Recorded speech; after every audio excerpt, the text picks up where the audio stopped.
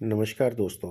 आज हम एक बहुत ही इंटरेस्टिंग मेडिकल नेग्लिजेंस केस के बारे में बात करेंगे, जिसमें ब्रेन ट्यूमर से रिलेटेड एक सर्जरी हुई, वहाँ उसकी कॉम्प्लिकेशंस हुई और क्या-क्या हुआ उसके बारे में डिस्कस करेंगे।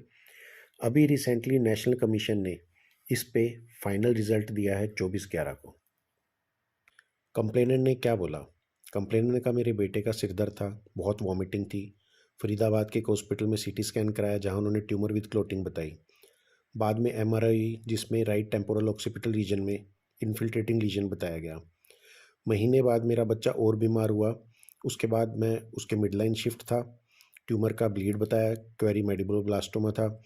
मुझे एम्स रेफ़र कर दिया गया, लेकिन एम्स में वहाँ पे बेड नहीं था। उन्होंने मुझे एम्स के बिल्कुल सामने वाले हॉस्पिटल में भेज दिया, क्योंकि वहाँ के डॉक्टर बहुत रिनोन्ड थे, इसलिए मैंने हाँ भर दी। वहाँ पे मैंने सीटी स्कैन कराया और उसके बाद सर्जरी इन्होंने कर दी रात को ही। उसके बाद मेरा बेटा जब तक अस्पताल में भर्ती रहा, इवन डेथ तक, उसको बुखार कभी भी नहीं टूटा। उसके अलावा उसने कहा कि थोड़े दिनों बाद जब मेरे को डिस्चार्ज किया गया, इन्होंने मेडलोब्लास्टोमा बोला, लेकिन कहीं पे भी कैंसर का मुझे वो नहीं बताया गया। 5 महीने बाद वापस दिक्कत हुई, तब मैंने चेक कराया, मुझे थर्ड स्टेज कैंसर बताया गया। अगर कैंसर पहले डिटेक्ट हो जाता, तो शायद मेरा बच्चा बच जाता, लेकिन पैसे के गेन के लिए इन्होंने मुझे कैंसर का नहीं बताया। रीसर्जरी हुई, बाद में कीमो, रेडियो सब दिया गई, लेकिन इन सब के बावजूद मेरा बच्चा नहीं बचा, इसलिए इन्होंने कोर्ट में केस फाइल किया। डिफेंस ने क्या कहा? डिफेंस ने बताया कि पेशेंट को बहुत ही क्रिटिकल कंडीशन में लाया गया, इसलिए उस टाइम डेप्थ में इन्वेस्टिगेशन का टाइम नहीं था। हाई रिस्क कंसेंट और प्रोग्नोसिस दोनों बताए गए जो इन्होंने दिखाए। डेथ ये जो हुई है, कॉम्प्लिकेशन ऑफ डिजीज़ के कारण हुई है, ना कि नेग्लिजेंस के कारण। डिफेंस ने कहा कि इन्होंने प्रीवियस जितने भी हॉस्पिटल में ट्रीटमेंट लिया है, उनको पार्टी नहीं बनाया, और कंप्लेनेंट ने कोई भी ऐसा प्रूफ नहीं दिया, मेडिकल प्रूफ, कि जिसमें ये प्रूव हो कि यहाँ डॉक्टर्स ने गलती की है। स्टेट काउंसिल ने डिसाइड किया। उन्होंने देखा मौलाना आज़ाद में एक एक्सपर्ट मेडिकल बोर्ड बैठा था, जिसने कहा नेग्लिजेंस नहीं है। पहली सर्जरी पे बायोप्सी जो भेजी गई थी, उसमें नेगेटिव आया, वो एक टेक्निकल एरर है। बहुत से फैक्टर्स मेडिकल नेग्लिजेंस को कंसीडर कर सकते हैं हम, कि टाइमली ट्रीटमेंट नहीं दिया गया।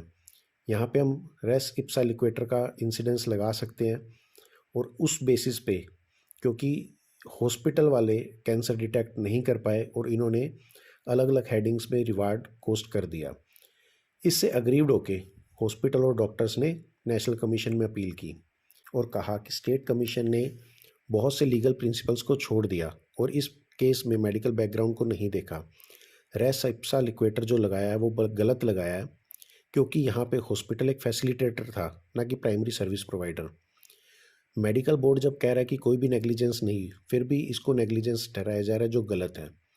सेकंड सर्जरी हुई, उसमें हिस्टोपैथ जो आई, उसने क्लियर कट कहा कि ये एक कैंसर है और इस कैंसर का सर्वाइवल रेट बहुत कम है, तो पेशेंट के वैसे भी बचने के चांसेस कम थे। दूसरा, स्टेट कमीशन ने ये सिंगल बेंच पे केस लिया। ऐसे कॉम्प्लिकेटेड केस जैसे आरसी दलाल केसेस में हुआ है, नहीं लेने चाहिए। कंप्लेनेंट ने बोला मुझे कभी भी टाइमली ऑन्कोलॉजिस्ट के पास नहीं भेजा गया। अगर टाइमली भेज देते तो क्या पता कीमोथेरेपी वगैरह लग के या रेडियोथेरेपी लग के मेरा बच्चा बच जाता।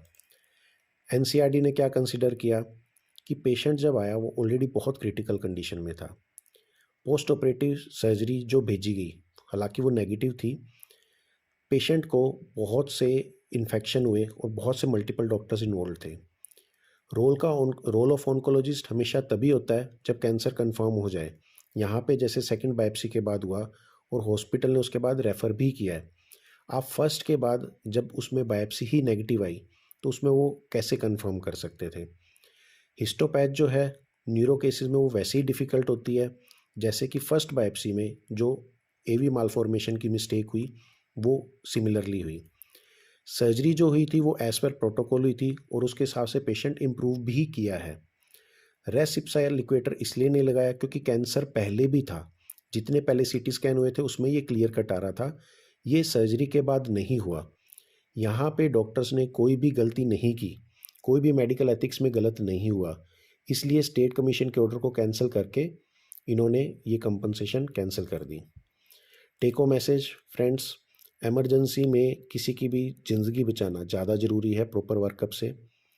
प्रॉपर डॉक्यूमेंटेशन आपको प्रॉपर फाइटिंग में बचा सकता है। नेग्लिजेंस अगर होती है आपके ट्रीटमेंट के दौरान, तो उसको नेग्लिजेंस माना जाएगा, not pre existing. Thank you दोस्त। आप हमें कॉन्टैक्ट कर सकते हैं हमारे ईमेल पे। प्लीज़ हमारे इस वीडियो को शेयर और सब्सक्राइब करें ताकि हर डॉक्टर के पास लॉ की नॉलेज हो और वो इलाज करने से डरे नहीं। Thank you.